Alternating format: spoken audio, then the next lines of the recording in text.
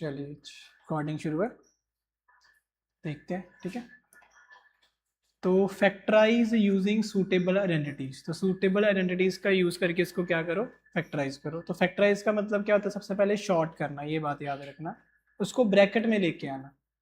और एक्सपैंड का short, short मतलब शॉर्ट, और एक्सपैंड का मतलब क्या होता है, उसको बड़ा करना। जैसे खोल देते हैं हम, उसको बड़ा कर देते हैं, और शॉर्ट का मतलब, फैक्टराइज का मतलब उसको छोटा कर देना, फैक्टर्स बना देना। तो ऑलरेडी हम ऐसे एग्जांपल्स में कर चुके हैं, सेम ही कॉन्सेप्ट है। ए स्क्वायर ढूंढो, बी स्क्वायर ढूंढो, ए बी खुद ब खुद मिलेगा आपको। ठीक है, तो जैसे यहाँ पे आपको दिखा कि 3 टर्म्स हैं, थोड़ा दिमाग लगाना है आप, देखना।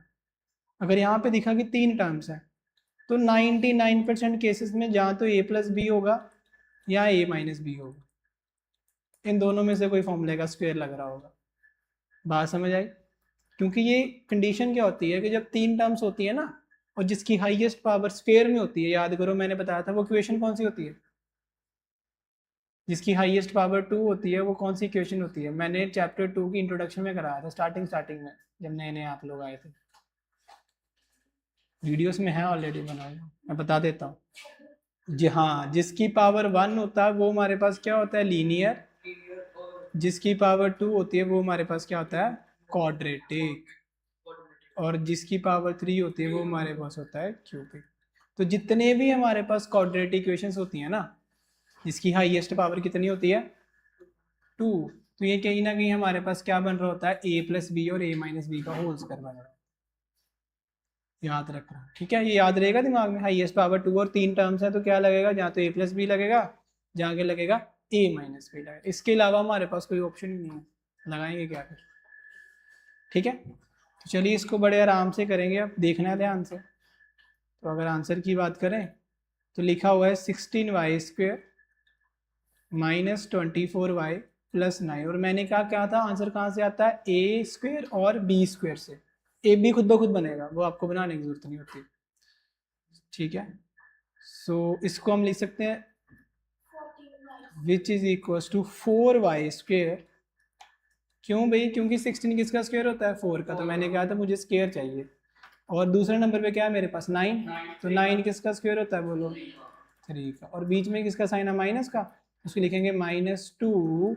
ए क्या है, 4y, और बी क्या है, 3। आई बात समझ में? इजी करते आ रहे हैं हम ऑलरेडी। तो यही मज़ा होता है एग्जाम्पल समझने का, ये आपको क्वेश्चन अच्छे से समझ आते हैं। तो ये हमारा क्या बन गया, 4y - 3 का होल स्क्वायर। इसको 2 बार लिख दो, 4y - 3, 4y - 3। और यहाँ पे लिखना है using a square -2ab plus B square is equal to a minus whole square. ये चीज देखिए, दैट्स इट। हाँ जी सर। सर 9 किसका स्क्वायर होता है, तो ये याद देखो ना फिर। बीच में क्यों, ये क्या चीज है, जब यहाँ पे माइनस होता है तो यहाँ पे क्या आता है, तो फॉर्मूला ही नहीं आ रहा तेरे को अभी, इसका मतलब। बात समझ में आई नहीं आई? जैसे यहाँ पे क्या है, तो ये डिसाइड करेगा ना बीच में क्या है। अगर यहाँ पे +2ab होता तो फिर हम क्या डाल देते, प्लस डाल देते। ये तो ये बताता है कि हमारा b क्या होगा, और ये बताता है a क्या होगा। अगर स्क्वायर में नहीं है तो स्क्वायर में लेके आने, बस बात इतना ही काम है जो हम कर रहे हैं अभी तक। हो गया, कर लिया भाई, अनिकेत समझ आया, इजी। तो ये आपको बताता है 2ab आपको बताता है कि साइन क्या होगा, a माइनस बी लगेगा कि a प्लस बी लगेगा। और ये जो है ये आपको बताते हैं कि क्या इसमें वो फॉर्मूला लगेगा कि नहीं लगेगा। अगर स्क्वायर बनेगा तो लगेगा, अदरवाइज बनाना पड़ेगा। ये चीज होती है। इधर 4 लिख दो, उधर किधर, ये 4 ही है ये। ठीक है भाई, ठीक है, लो ठीक हो गया। चलिए जी, नेक्स्ट क्वेश्चन नोट डाउन करेंगे।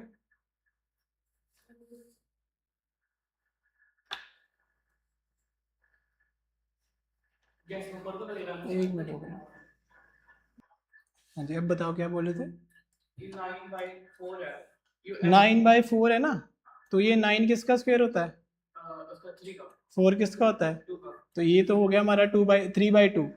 और s का क्या है 3/2, s को पूरा क्या कर लेंगे स्क्वायर कर लेंगे, तो a हमारा 3/2 ही रह जाएगा, क्या प्रॉब्लम है, कोई प्रॉब्लम नहीं। 4 किसका स्क्वायर होता है और t आ जाएगा तो ये हमारा 2t का स्क्वायर बन जाएगा, और वो तो आपको पता ही है कैसे निकालना। तो चलिए आंसर लिखो भाई 9/4। देखो कॉमन उसमें निकालना है जिसमें हमारा a और b नहीं बन रहा, अगर a और b बन रहा है ना फिर हम कॉमन नहीं निकालेंगे। जैसे ये मुझे पता है 3 का है, ये 2 का है, ये अंदर आ जाएगा और s का स्क्वायर क्या हो जाएगा होल पे हो जाएगा, कोई प्रॉब्लम नहीं। और 4 किसका स्क्वायर होता है बोलो भाई 2 का, तो a मिल गया b मिल गया प्लस 2, a की जगह भर दो 3/2s और b की जगह क्या भर दो 2t, दैट्स इट। तो a square plus b square plus 2ab which is equals to a plus b का होल ऑफ स्क्वायर। और इसको हम 2 बार लिख देंगे, क्या बनेगा ये बोलो फिर 2 बार लिख के 3/2s प्लस 2t, फिर से आएगा 3/2s प्लस 2t, और यहाँ पे आइडेंटिटी लिख देंगे। जी सर कौन सा 2 और 2 कट हो गया अभी, ये वाले, हाँ कट कर सकते हो, कोई प्रॉब्लम नहीं, भी करोगे तब भी कोई प्रॉब्लम नहीं, इसको मत करना। पर मैंने इसको आइडेंटिटी में बनाया है, मैं यहाँ से यहाँ नहीं जा रहा, मैं यहाँ से इस तरफ को जा रहा हूँ, उल्टा जा रहा हूँ। ये चीज़ ना यहाँ पे कट के बनी है, देखो 3 2 जा 6, ये कट के बनी है, मैंने यहाँ पे नहीं जाना, मैंने नीचे को जाना है, तो ये रहने देना यहाँ जैसे है वैसे है। माँ आपका काम है बस ए और बी को निकालो यार, बीच वाले सीधे बी ऐसे ऐसे लिख दो जैसे लिखो, ज़्यादा सोचना नहीं, बनेगा ऊपर वाला खुद ब खुद। तो ये हमारा बन गया A square plus 2ab plus B square is equals to a plus B का होल स्क्वायर। हो गया इजी, लिखनी चाहिए बस। चलिए अब ये इंपॉर्टेंट है भाई, ये ध्यान से करना।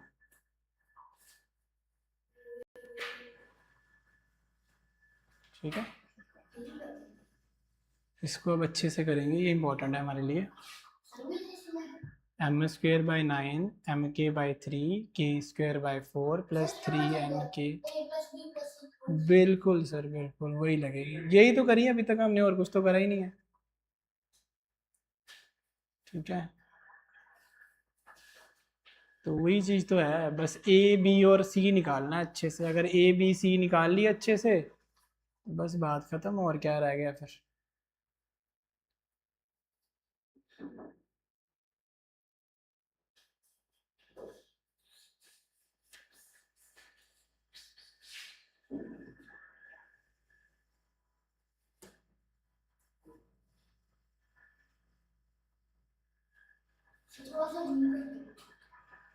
जूम कर देते हैं भाई, जितना बोलोगे उतना जूम कर देते हैं, कोई दिक्कत नहीं है। तो ये इंपॉर्टेंट है, देख लो कोई बात नहीं, बाकी तो आपको आते ही होते हैं वैसे, तो ये थोड़ी सी इंपॉर्टेंट वाली चीज़ है, इसको अच्छे से देखते हैं। ठीक है हाँ जी, अब ना ध्यान से देखना, हमारी एक आइडेंटिटी होती है, क्या होती है A square plus B square plus C square plus 2ab plus 2bc plus 2ca किसके इक्वल होती हैं a plus B plus C का होल स्क्वायर। अभी जो हम कर रहे हैं वो कर रहे हैं एक्सपैंड, और सॉरी फैक्टराइज। इसका मतलब ये चीज़ मुझे कहीं ना कहीं गिवन होगी और मुझे यहाँ पे पहुँचना है। हाँ समझ में आई। तो सबसे इंपॉर्टेंट क्या होता है बोलो, मैंने बताया था क्या निकालना होता है ए बी और सी।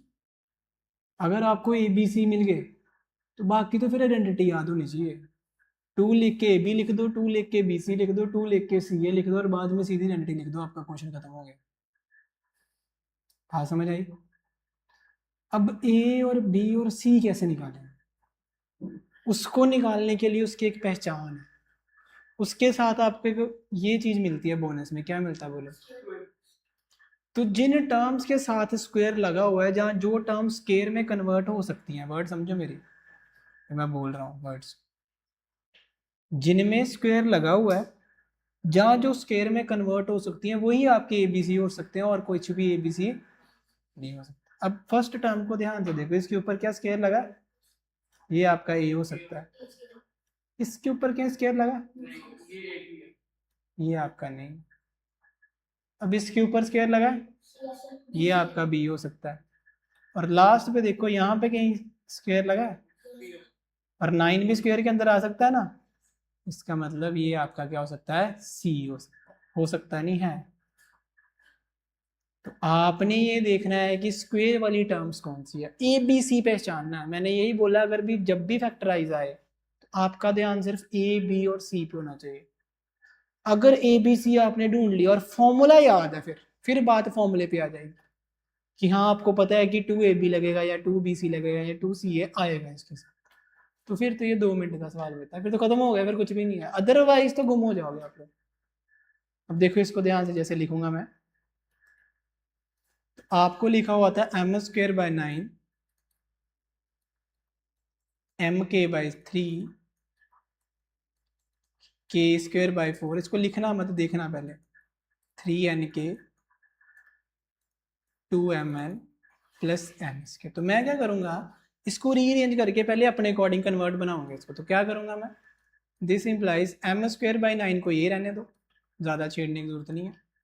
k²/4 को पास में कर लो, और इसको उठा के यहाँ पे ले आओ, ताकि मेरी आइडेंटिटी फॉर्म होनी शुरू हो जाए, n²। बाकी जो बचा उसको एज इट इज लिख दो, ज़्यादा सोचने की जरूरत नहीं है। इसको इसको और इसको साथ में एंड पे लिख दो। ये क्या बनेगा, mk/3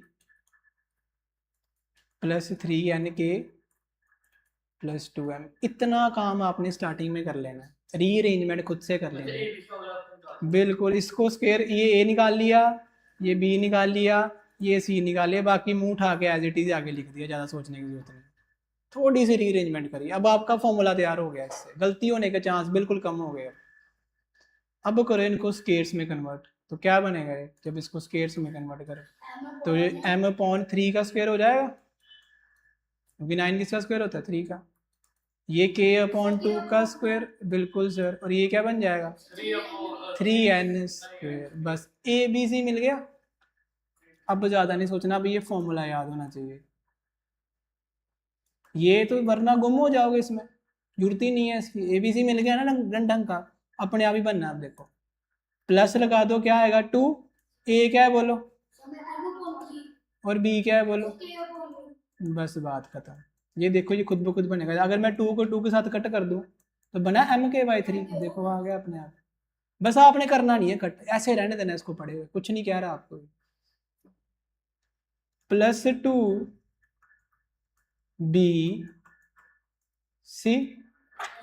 प्लस 2c,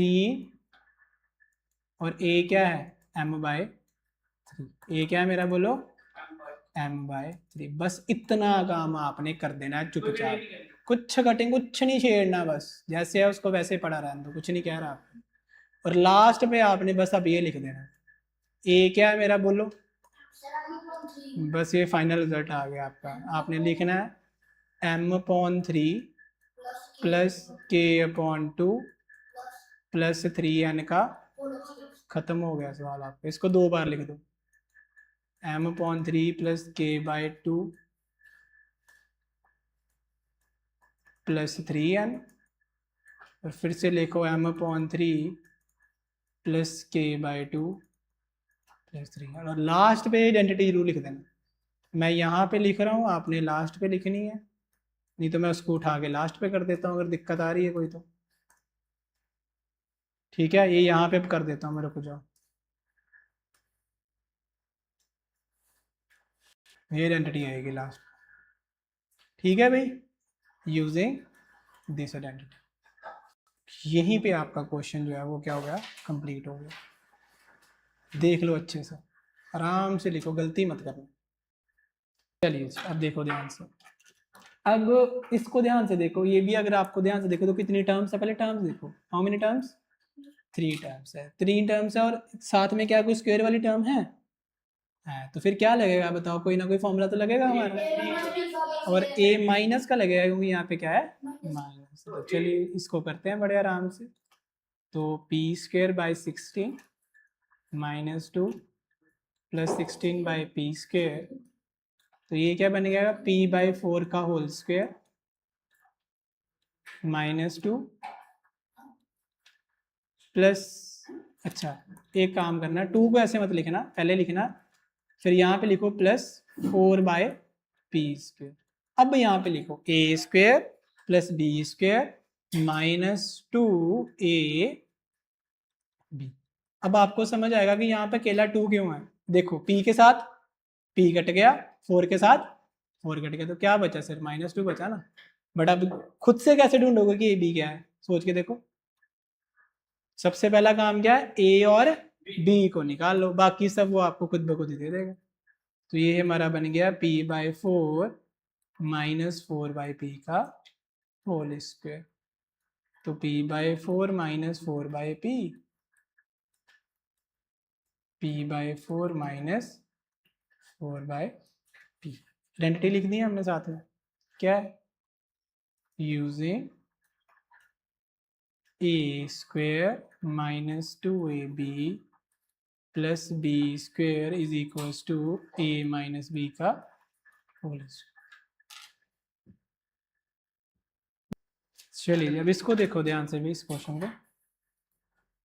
तो ये हमारे पास है 9a square plus 4b square plus c square minus 2ab 6ac minus 4। तो ये क्या बन जाएगा, दिस इम्प्लाई, इसको लिखेंगे 3a का स्क्वायर, बोलो। वेरी गुड, आगे, वेरी गुड, आगे, वेरी गुड, आगे। अब देखो, हाँ हाँ देखना, अब देखना, अब यही तो पूछना था, ये माइनस का क्या करोगे बताओ फिर। माइनस थोड़ी आएगा, प्लस आता, प्लस आता, अभी प्लस आता, यही तो चीज समझानी है, यही तो चलो प्लस लिख देते हैं, +2 बताओ। अच्छा अच्छा, पहले ना हम सीधे सीधा लिख देते हैं, माइनस का आपको तरीका बताता हूँ करने का, बड़ा आसान तरीका देखो। तो पहले ना आप जो है उसको ऐसे लिख दो, लिख सकते हो ना, 2ab 2bc एंड 2c, और a की जगह पे क्या है 3। अब देखना ध्यान से, ये है सबसे इंपॉर्टेंट चीज, ये क्वेश्चन भी इंपॉर्टेंट है, गारंटीड है, पक्का आना, लिख लो, आना ही आना है, मुझे समझ आ गई थी कहानी, क्योंकि इसमें माइनस वाला जो है। अब ये देखो ध्यान से, यहां पे आ गया माइनस, बात समझ में। अब स्क्वायर इज ऑलवेज पॉजिटिव, यहां से आपको पता नहीं लगेगा कि माइनस वाली टर्म कौन सी है। मेरी बात समझ पा रहे हो, यहां से क्लियर नहीं होना कि माइनस किसके साथ लगा, फिर क्लियर कैसे करेंगे। अब ध्यान से देखो, जिन दो, ये जो 2ab 2bc और 2c है ना, ये आपको बताएगा कि माइनस वाली टर्म मेरी कौन सी है, a वाली है, b वाली है या c वाली है। अनिकेत बात समझ आई, एक टर्म माइनस की है, एक टर्म क्या है माइनस।